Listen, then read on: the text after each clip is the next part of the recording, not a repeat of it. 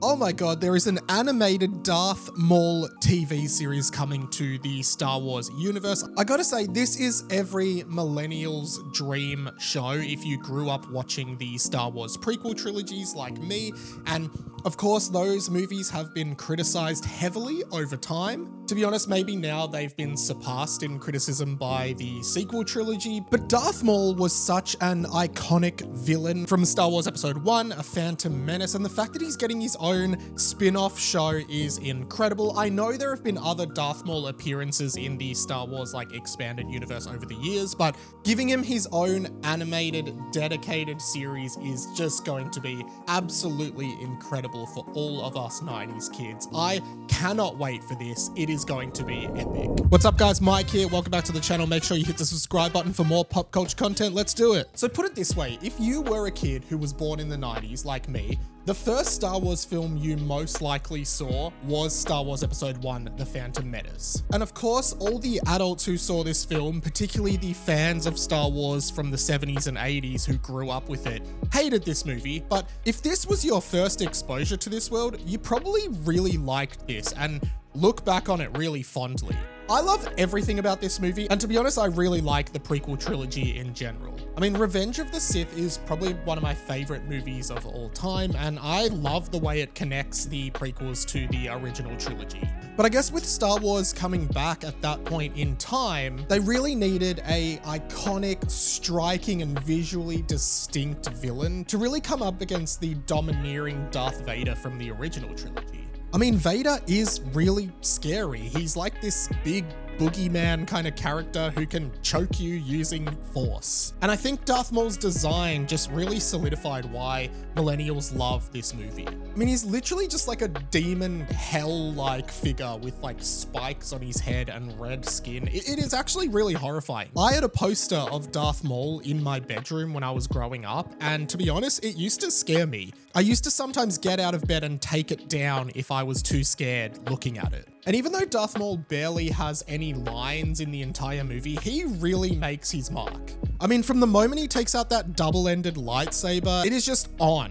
This guy is such a badass, and everything about him just oozes cool. And so I think the fact that he dies at the end of The Phantom Menace and then kind of doesn't get seen again, at least in the prequel trilogy, was really upsetting because a lot of people really liked him. I mean, of course, then you had Count Dooku and General Grievous, but to be honest, I just always thought Maul was the coolest character. Hey guys, while I've got you, I'm trying to hit 10k subs by the end of 2025, and I really think I can do it with your help. So if you could, please hit that subscribe button. It would really, really help me out. Thanks. And I guess if you're just a casual Star Wars fan, that would kind of be the end of Darth Maul in your experience. I kind of put myself in between casual and hardcore. I think I know more about Star Wars than the average person, but I am far from being a hardcore fan. Put it this way, I enjoy Star Wars. And so I have actually specifically dipped into the expanded universe and the animated series and the comics specifically to follow Darth Maul's story. I have watched the episodes of The Clone Wars where he comes back, and I also have the Darth Maul Son of Dathomir comic series, because I think growing up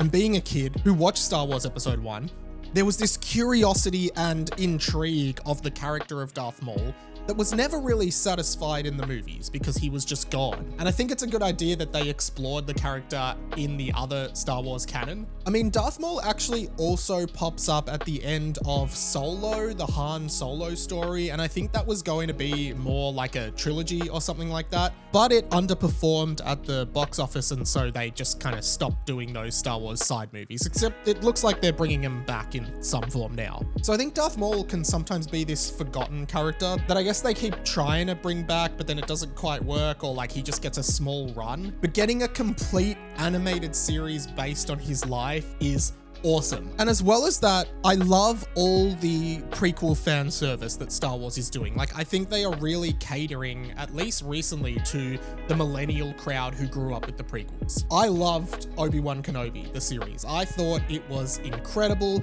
There were some amazing scenes. The scene where he breaks Darth Vader's mask and you see Hayden Christensen's Anakin inside and he says Anakin is gone. Oh my god, that is everything I ever wanted. And then servicing fans of of the animated series with Ahsoka, while also having like some more original stuff like Mandalorian and Andor and all this other cool content they're making now. I gotta say, of every Star Wars related thing, this Maul series is one that I'm definitely very excited about. I mean, with all the content Star Wars is making now, often they're revealing new stuff they have in the works and I'm like, oh yeah, that seems cool. But when I saw the news of the Darth Maul series, I had never been more excited and I absolutely cannot wait to watch this. Whew, thank you so much for watching, guys. Hey, if you like this video and you want more, hit the subscribe button. I do all things pop culture, nostalgic culture, 90s culture, millennial culture, and all of the above. Leave a comment below. Are you looking forward to the Darth Maul series? And which character would you most like to see in a spin-off? I'd love to know that as well.